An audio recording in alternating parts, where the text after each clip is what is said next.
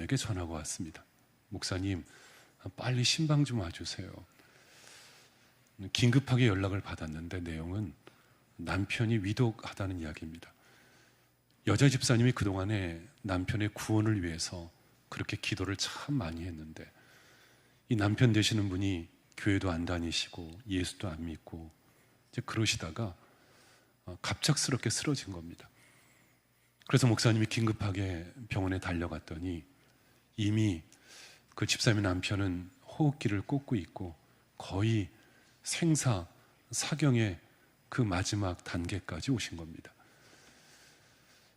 목사님 생각에는 이분을 이렇게 떠나보내면 안 되겠다. 그동안에 여자 집사님이 구원을 위해서 그렇게 기도 많이 했는데 이렇게 그냥 가시면 안 되지 해가지고 그 남편에게 잠시 정신이 들 때 성경 말씀을 한 군데 읽어줬습니다.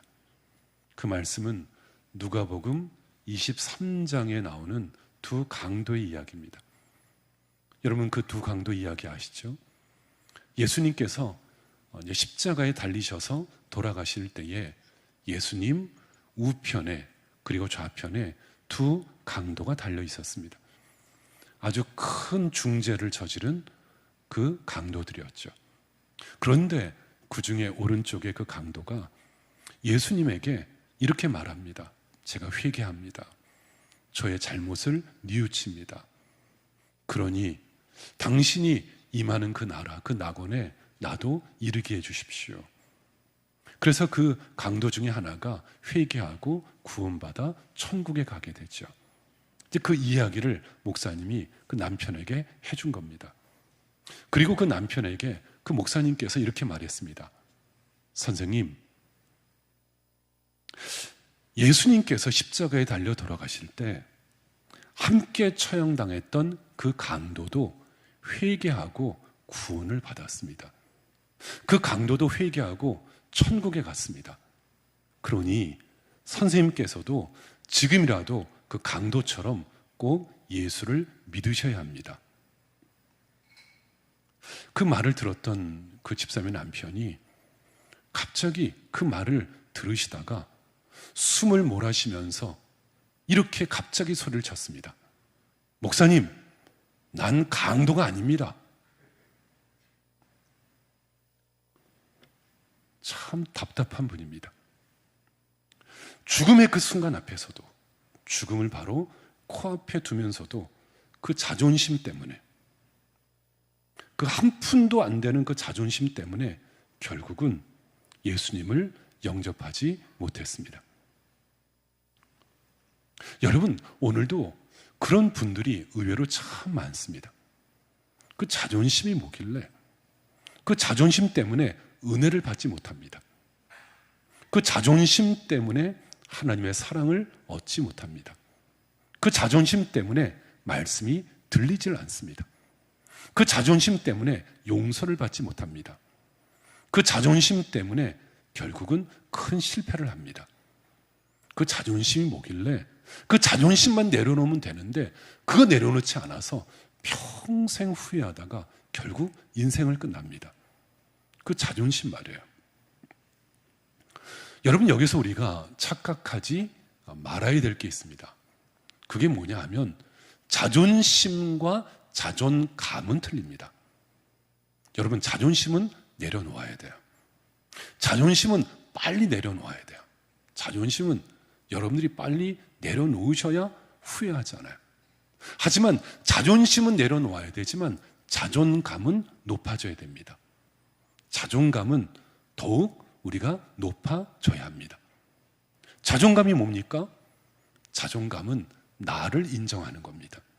나 자신을 그대로 받아주는 겁니다. 나를 수용하는 겁니다. 있는 모습, 나의 모습 그대로를 사랑하는 것입니다. 여러분, 키가 작으면 어떻습니까? 키가 멀찍이 크면 뭐 어떻습니까? 그리고 체중이 좀 나가면 또 어떻습니까? 또 삐쩍 말랐으면 또 어떻습니까? 공부 못했으면 그 어땠습니까? 집안이 또 어렵고 집안의 배경이 조금 복잡한 사연이 있으면 그것도 어땠습니까? 그냥 있는 모습 그대로 인정하는 겁니다. 받아들이는 겁니다. 수용하는 겁니다. 그리고 귀하게 여길 줄 알아야 합니다. 그런데 그 자존감이 어디서 나와야 건강하냐 하면 하나님이 나를 바라보시는 눈으로 나를 봐야 합니다. 하나님께서 나를 어떻게 보십니까? 귀하게 여기십니다. 여기 있는 한 분 한 분들을 하나님은 소중하게 여기십니다. 잘났건 못났건, 키가 작든 크든, 배웠든 배우지 않든, 많이 가졌든 가진 것이 없든 하나님은 그런 거 가리지 않습니다. 다 소중하게 여깁니다. 다 귀하게 여깁니다. 여러분, 왜 이런 자존감이 중요하냐면 그런 분일수록 마음에 여유가 있는 거예요. 여유가. 여러분, 왜 작은 일에 토라지고 조그만 일에 팩하고 왜 작은 일에 이렇게 뾰족하게 그러냐 하면 되게 그런 분일수록 자존감이 낮습니다. 그러니 마음에 여유가 없는 거예요. 자존감이 높은 사람일수록 무슨 말을 해도 껄껄 그냥 웃으면서 넘어갑니다. 주위에서 이런저런 얘기해도 그렇게 신경 안 씁니다. 왜요? 하나님이 나를 바라보시는 게 중요한 거지 사람이 이러니 저러니 뭐라고 말하는 거 그 신경 안 쓰는 겁니다.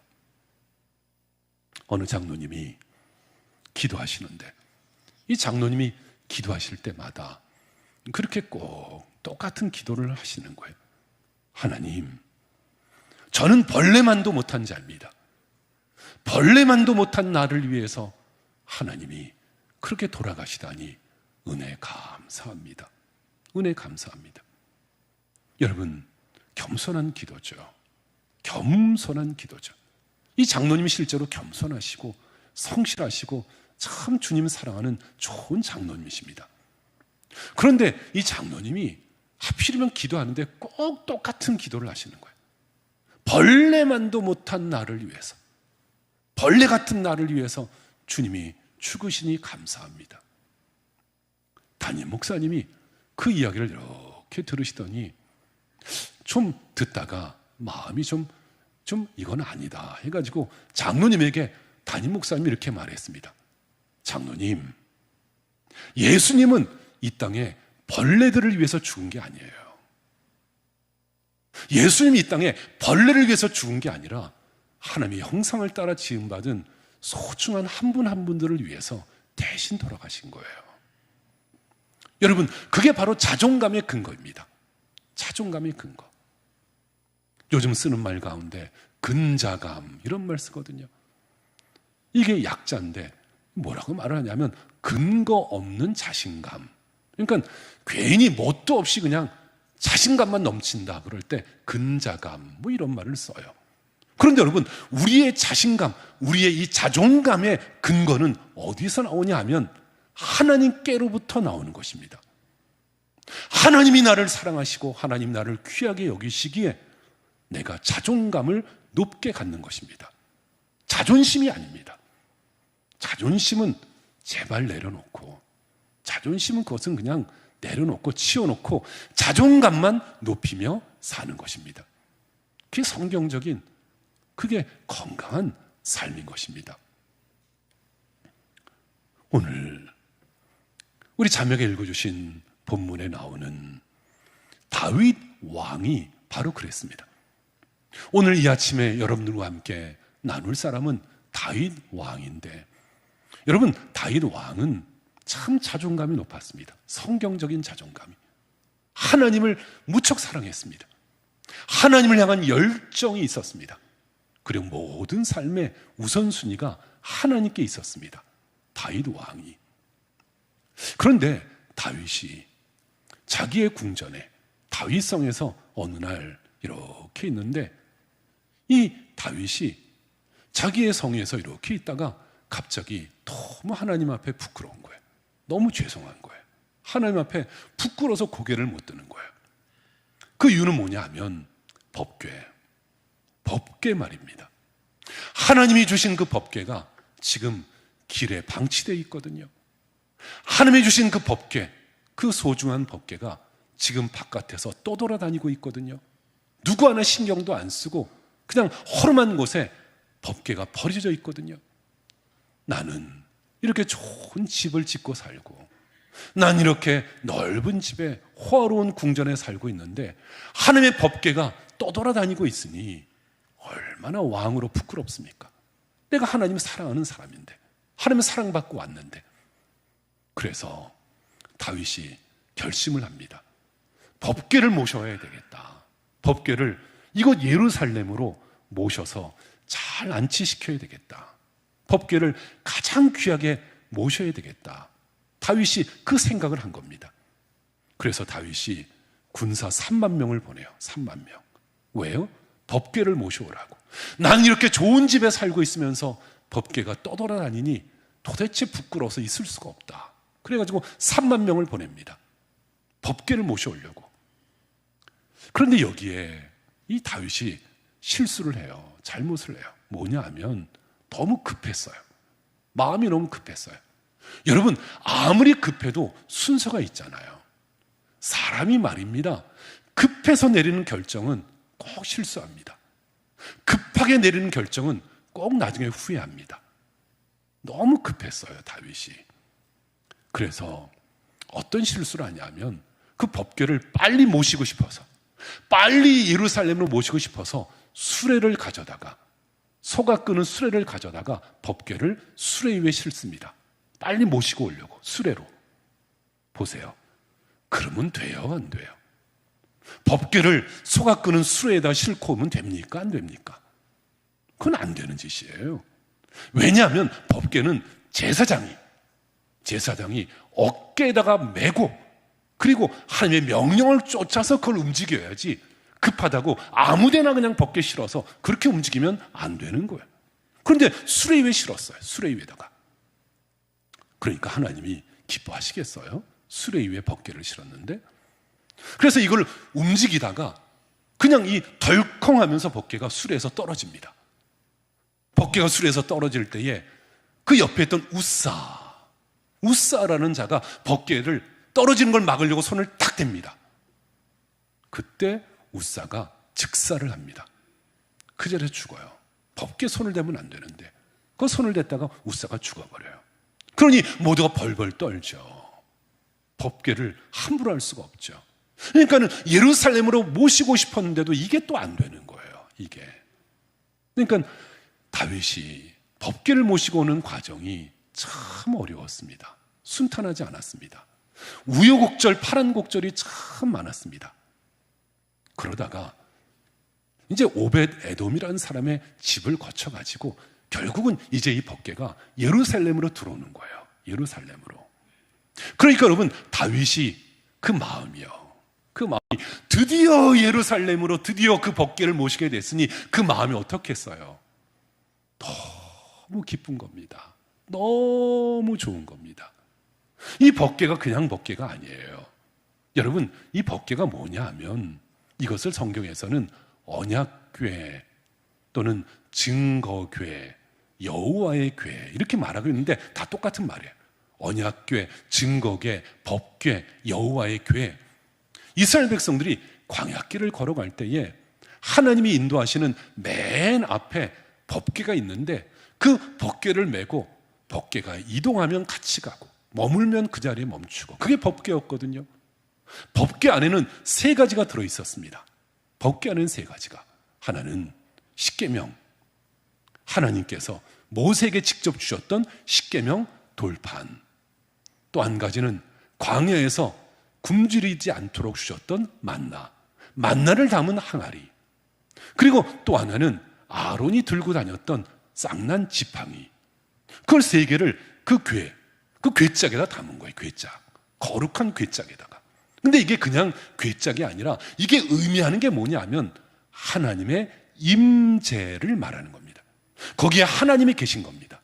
그 법궤 안에 하나님이 계시고 하나님의 뜻이 그 법궤 안에 있었기 때문에 이게 중요한 겁니다. 그게 드디어 오는 거예요. 사람이 죽기도 하고 많은 어려움 끝에, 천신만고 끝에 드디어 하나님의 법궤를 이제는 우리의 궁전의 예루살렘에 모시게 되었으니 얼마나 좋은지. 다윗이 어찌했다고요? 다시 무엇을 했다고요? 좋아서 춤을 췄어요. 막 춤을 춘 거예요.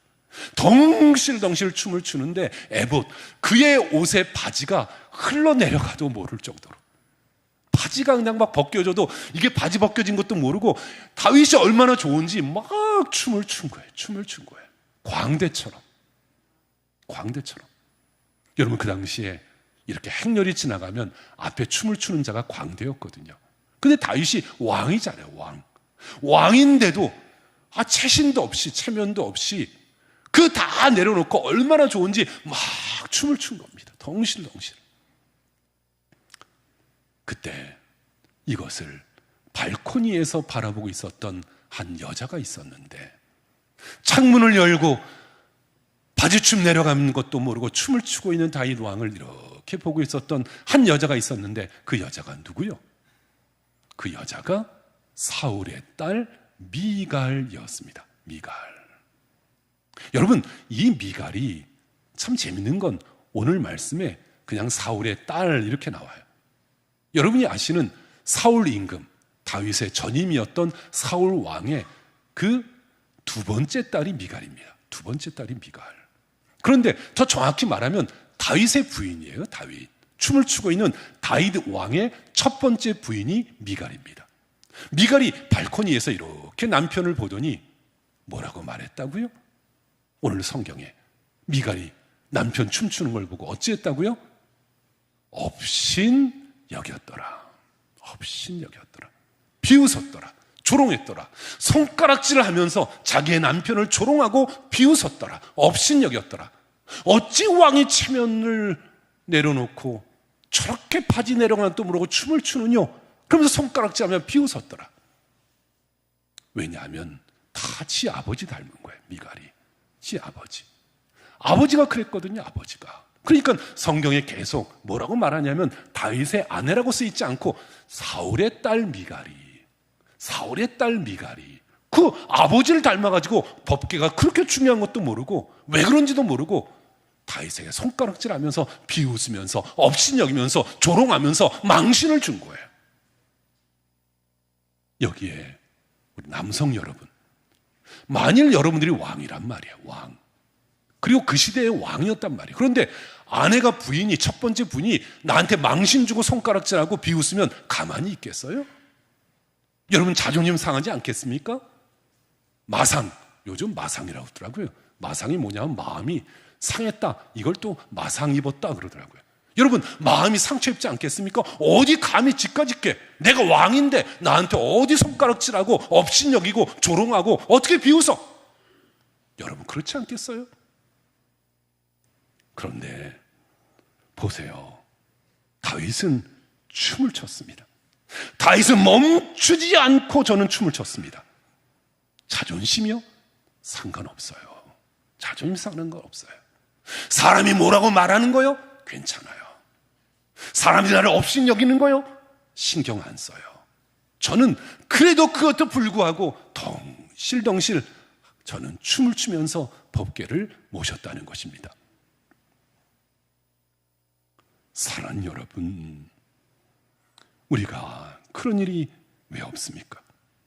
여러분 우리가 살아가면서 마음이 상하고 그런 괴로운 일을 당할 때가 왜 없습니까? 그러나 다윗은 왕관을 내려놓고 왕관을 벗겨놓고 왕관을 벗어놓고 계급장을 떼고 저는 하나님을 찬양하는 일에, 하나님을 노래하고 덩실덩실 춤을 추면서 높이는 일에 멈추지 아니했습니다. 탈무드에 이런 말이 있습니다. 바벨론의 왕이 하나님을 찬양했을 때 한 천사가 와서 그 얼굴을 때렸더라. 재밌잖아요? 바벨론 왕이 하나님 찬양하는데 천사가 그 왕의 얼굴을 때렸다. 그 탈무드에 계속 이렇게 나옵니다. 랍비가 물었다. 왕은 분명히 하나님을 찬양했는데 왜 얼굴을 맞았을까? 랍비가 대답했다. 너는 왕관을 쓰고 하나님을 찬양하겠다는 것이냐? 어디 얼굴을 맞은 다음에도 찬양하는지 내가 보리라. 탈무드에 나오는 말입니다. 왕관을 쓰고 찬양하는 것, 그거 좋다. 하지만 왕관 내려놓고 얼굴 두들겨 맞은 다음에도 네가 찬양하는지 내가 한번 똑똑히 보리라. 여러분, 망신을 당했습니다. 조롱을 겪었습니다. 수근수근됩니다. 업신여깁니다.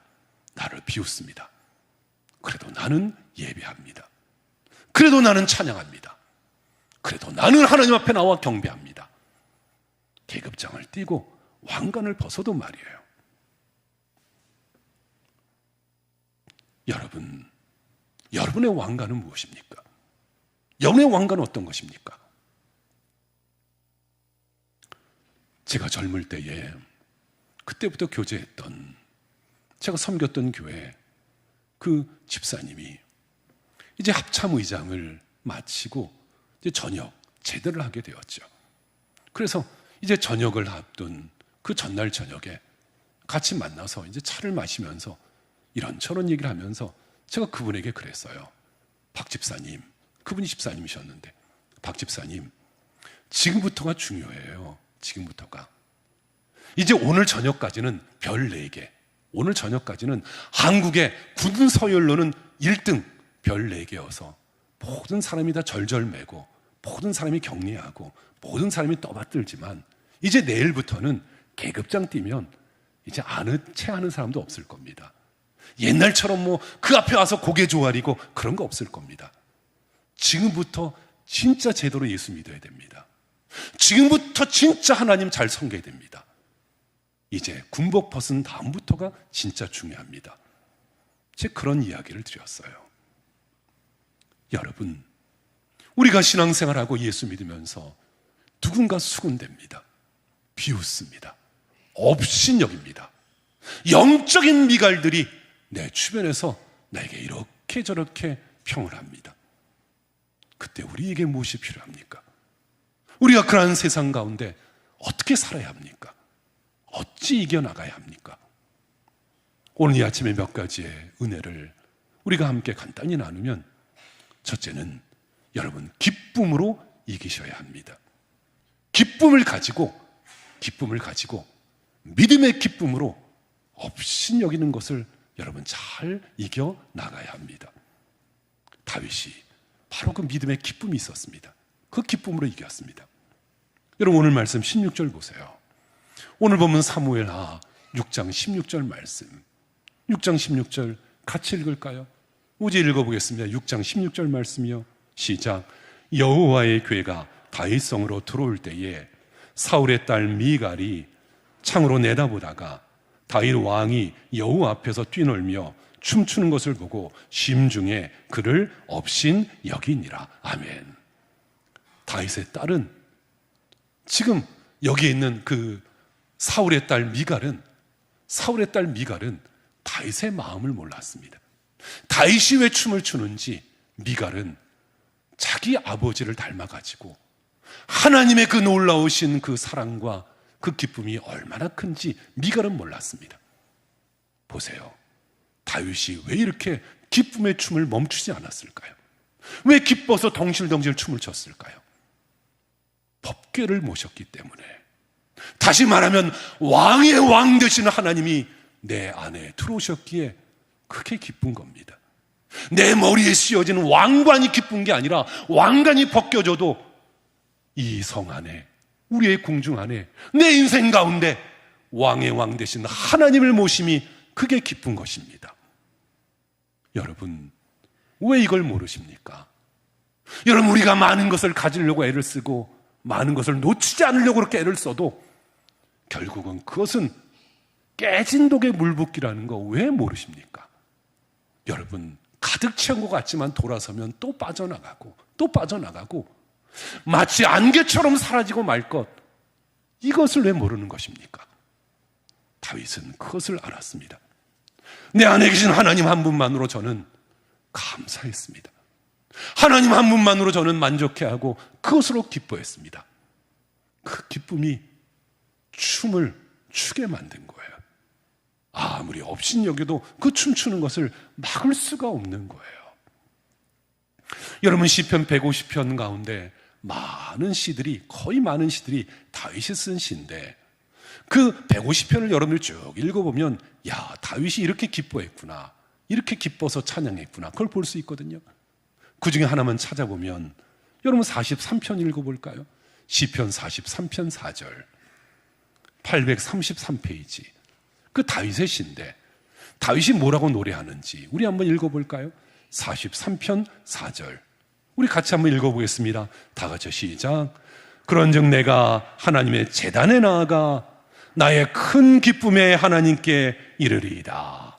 하나님이여, 나의 하나님이여, 내가 수금으로 주를 찬양하리이다. 아멘.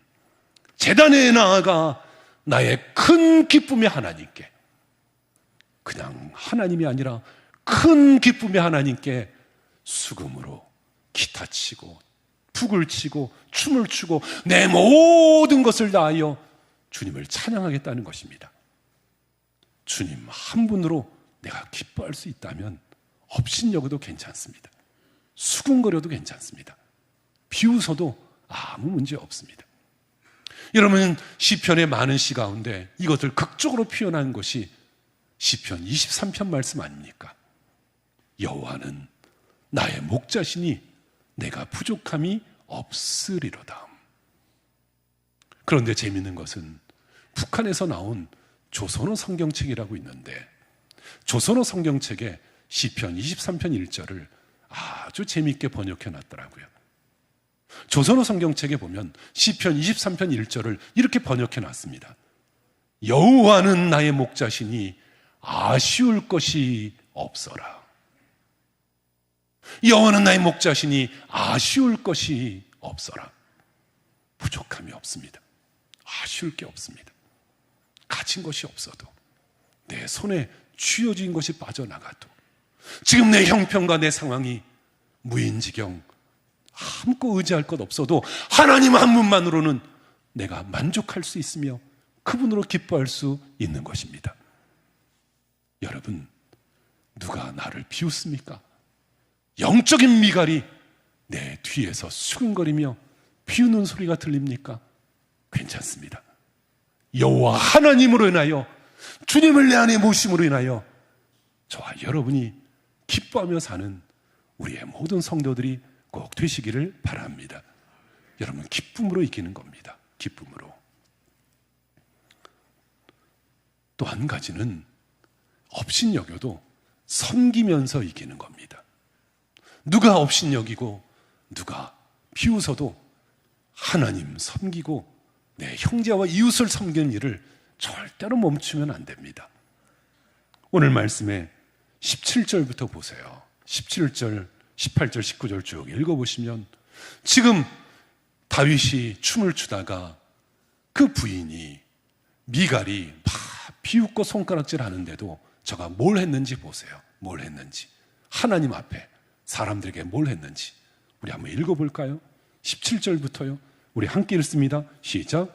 여호와의 궤를 메고 들어가서 다윗이 그것을 위하여 친 장막 가운데 그 준비한 자리에 그것을 두매 다윗이 번제와 화목제를 여호와 앞에 드리니라. 다윗이 번제와 화목제 드리기를 마치고 만군의 여호와의 이름으로 백성에게 축복하고 모든 백성 곧 이스라엘 무리에게 남녀를 막론하고 떡 한 개와 고기 한 조각과 건포도 떡 한 덩이씩 나누어 주매 모든 백성이 각기 집으로 돌아가니라. 아멘. 다윗이 뭘 했습니까? 제사장들을 명하여 하나님 앞에 뭘 했습니까? 번제와 화목제를 드렸습니다. 비웃어도 업신여겨도 하나님 앞에 번제, 이 다 태워서 드리는 제사인데 하나님 나를 드립니다, 받아주십시오 하고 번제를 드렸고, 비웃어도 화목제, 하나님과 우리 사이에, 이스라엘과 하나님 사이에 하나됨을 감사하는 감사의 제물을 하나님 앞에 올려드렸습니다. 비웃어도 하나님을 높이고 섬겼습니다. 그것으로 이겼습니다. 그뿐이 아니라 지금 부인에게 망신을 당하고 추롱을 당하고 순거림을 당했는데 주위에 또 얼마나 악평하는 사람이 많겠습니까? 그러니 왕의 체면이 땅에까지 떨어졌다고 생각했는데도 백성들에게 뭘 했다고요? 주변의 사람들에게 다윗이 어떻게 했다고요? 축복했습니다. 축복했습니다. 하나님께 바쳐졌던 그 제물 가운데 떡을 띄어서, 떡 한 개와 고기를 띄어서 고기 한 조각과 건포도 떡 한 덩이씩을 백성들에게 축복하며 나눠줬습니다. 여러분, 섬기며 삽시다. 나를 비웃고 조롱해도 자존심 내려놓고 여러분 섬기며 삽시다. 하나님 높여 섬기고 내 주변에 있는 이웃들, 악평하는 사람들에게조차도 여러분 악을 선으로 대하며 삽시다. 하나님이 미갈 앞에서 다윗을 높여주셨던 것처럼 그 원수들 앞에서 저와 여러분들을 하나님이 반드시 높여주실 것입니다. 여러분, 그러한 삶을 예수님이 사셨잖아요. 여러분, 예수님이 33년을 살면서 언제 내가 하나님이다 그러면서 권위를 내세운 적이 있었습니까? 아니요. 예수님은 참고 참으셨습니다. 희생했습니다. 어디까지요? 어디까지요? 십자가에 죽으시면서까지, 주님은 십자가에 달리시면서까지도 인내하고 참으며 오히려 저들을 품고 은혜로 사랑하셨습니다. 이 시간에 소원하기는, 여러분, 누가 나를 업신여기고 비웃고 또 조롱한다 할지라도 여러분, 내 자존심, 마음 상하지 말고 하나님이 주시는 그 마음을 가지고 내가 하나님만을 높이고 하나님만을 예배하고 내가 끝없이 섬기는 삶을 포기하지 않는 저와 여러분이 꼭 되실 수 있기를 바랍니다. 그렇게 이기는 것입니다. 한 가지만 더 말씀을 드리면, 영적인 미갈이 세상이 나를 업신여기고 수군대고 비웃고 여러분 그래도 괜찮습니다. 왜 그런 줄 아십니까? 나는, 여기 있는 저와 여러분들은 하나님 한 분만을 두려워하기 때문입니다. 사람을 무서워하지 않습니다. 사람을 겁내지 않습니다. 사람 말에 신경 쓰지 않습니다. 내가 두려워할 분은 하나님밖에 없습니다. 하나님 한 분만을 나는 두려워하며 살기 때문입니다. 그래서 여러분, 다윗은 탐대했거든요. 탐욕이 있었거든요. 어느 정도로요? 22절이요. 22절 말씀 우리 읽어보겠습니다. 22절 말씀이요. 시작. 내가 이보다 더 낮아져서 스스로 천하게 보일지라도 네가 말한 바 계집종에게는 내가 높임을 받으리라 한지라. 아멘. 우리가 깊이 생각해야 됩니다. 다윗은 사람의 평가를 무서워하지 않았습니다. 미갈리가 뭐라고 말하든지, 네가 나를 어떻게 대하든지 나는 하나님을 높이리라. 네 앞에서 분명히 하나님이 나를 높여 주시리라. 저는 그러한 분명한 믿음이 있었습니다. 여러분, 무엇 때문에 두려워하십니까? 도대체 무엇 때문에 겁을 내십니까? 여러분, 어떤 것 때문에 불안에 떨고 공포감에 빠져 삽니까? 그게 인간의 한계 아닙니까? 사람의 한계 아닙니까?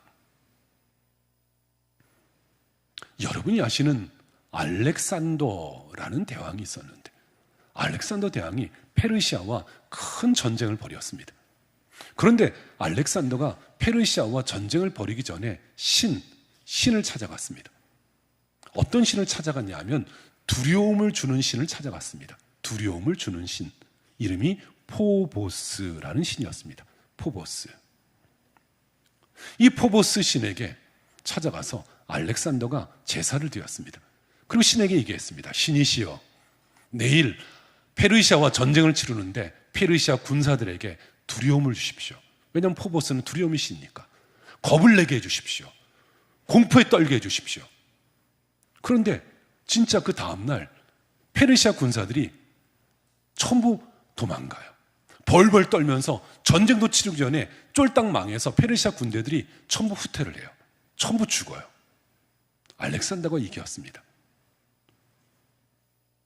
이렇게 페르시아 군대들이 겁을 먹고 불안에 떨다가 전쟁도 치르지 못하고 큰 패전을 당한 다음에 그 다음에 나온 단어가 있는데 그게 뭐냐면 포비아라는 단어입니다. 포비아는 공포, 그런 뜻입니다. 공포, 공포감. 두려워 떠는 공포심, 이걸 포비아라고 말합니다. 이 포비아가 포보스에서 나왔습니다. 포보스 신, 두려움의 신에서 나온 게 포비아입니다. 공포감은 사람을 꼼짝 못하게 만듭니다.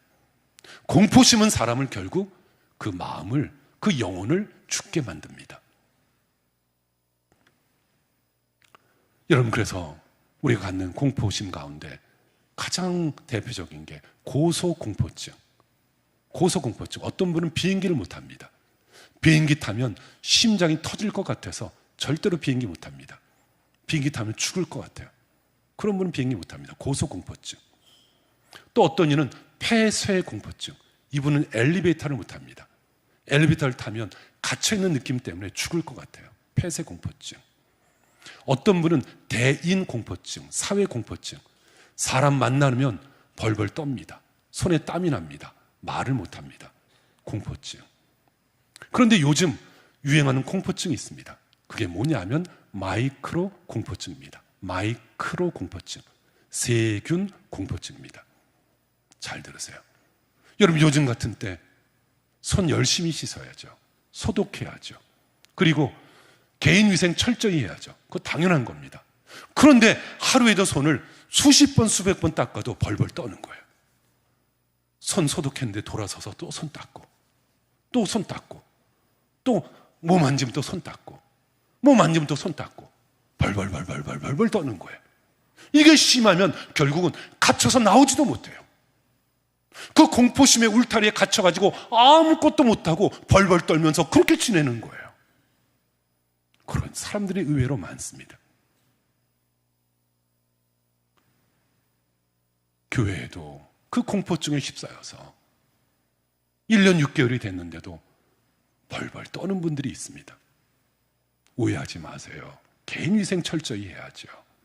조심해야죠. 안전해야죠. 그거 나무라는 거 아닙니다. 공포증이 문제라는 겁니다. 공포증이 문제라는 겁니다. 여러분, 그런데 이 공포증이 어디에서 나온 줄 아십니까? 그 원인을 분석해보면 결국은 나의 한계에 부딪히니 공포증에 빠지는 겁니다. 인간의 한계. 알 수 없다는 겁니다. 나를 알 수 없고 내일을 알 수 없고 잠시의 일에 알 수 없으니, 어떤 일이 벌어질지를 알 수 없으니, 무슨 일이 벌어질지 알 수 없으니 벌벌 떨고 공포증에 빠지는 겁니다. 그러나 나는 두려워하지 않습니다. 나를 비운다 할지라도, 업신여긴다 할지라도 나는 두려워하지 않습니다. 그 이유가 무엇입니까? 나는 하나님만을 두려워합니다. 나는 그 모든 것을 두려워하지 않고 오직 하나님, 우리의 생사를 주장하시고 모든 우주를 통치하시는 오직 하나님 한 분만을 나는 두려워하는 것입니다. 다윗은 미갈이 업신여겨도 괜찮았습니다. 자존심이 상해도 아무 문제 없었습니다.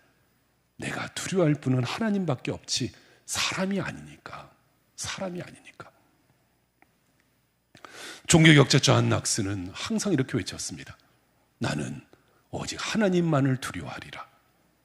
존 낙스가 나중에 죽어서 스코틀랜드의 묘지에 묻혔는데 그의 묘비명에는 이렇게 쓰여 있습니다.